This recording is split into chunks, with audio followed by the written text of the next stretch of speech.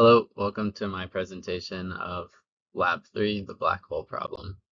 The purpose of this lab is to find the mass of a black hole by analyzing a star's orbit around it and then using that information to find the initial velocity that a ship on a nearby planet would have to have when it leaves the surface to fly around the black hole without falling into it.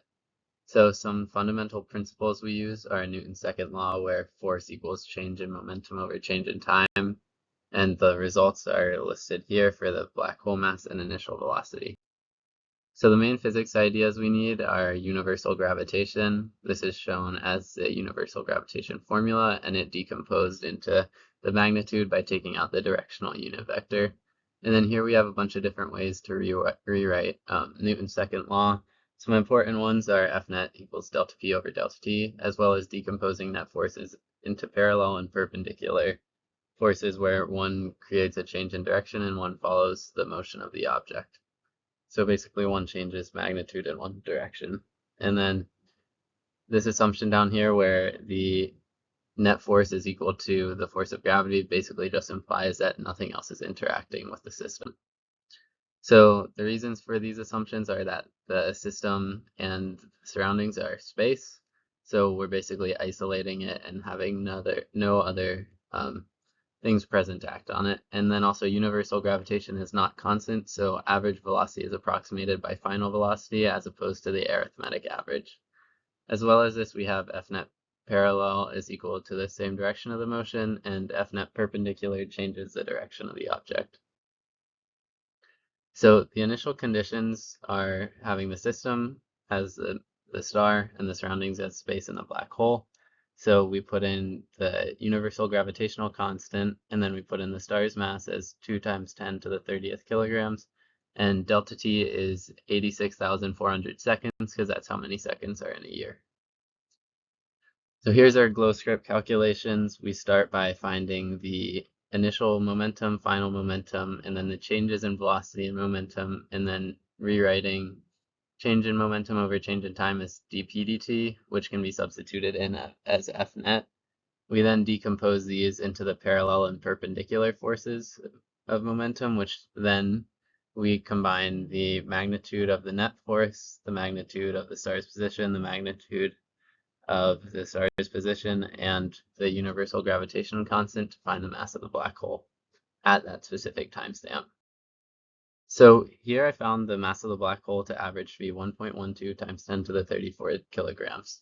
I'm going to play this video that shows the parallel and perpendicular forces, and as the planet gets closer to the black hole, the forces are stronger and the speed increases.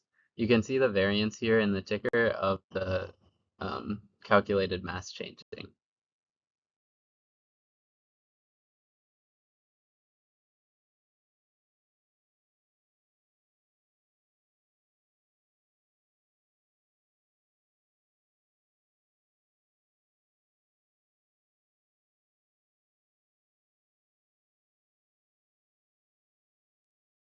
So part two of this is the spaceship. That's the system, and the surroundings are the planet and the black hole. So in this case, it's leaving a planet, trying to not fall into the black hole while still being semi-close. So we take the mass of the black hole from the last one and plug in the new planet's mass, and then that's it. And then the initial speed in the x and y component are what we are calculating in this step, which we do through trial and error.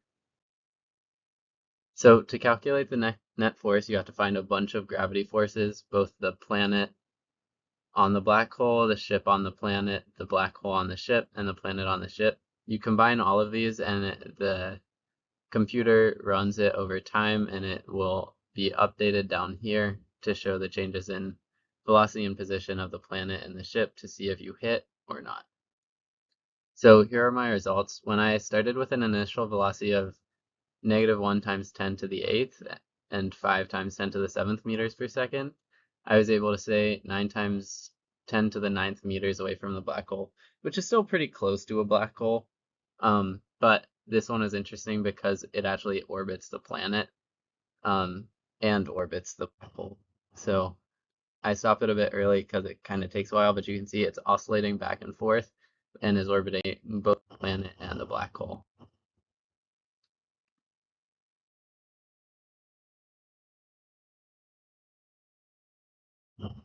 So some possible sources of error are the oversimplification of the universe. There's likely other forces at play of gravity, at least. And then also, if I ran the problem more, the forces change over time in the orbit. So if I ran it longer, then maybe the mass would be more accurate. And then for part two, there's a range of usable initial velocities. So this could be a very different answer, and the orbit might be different or the exact same. So what if? In order to deorbit the black hole, the planet would have to go more towards it, the black hole faster, and then it wouldn't orbit the planet.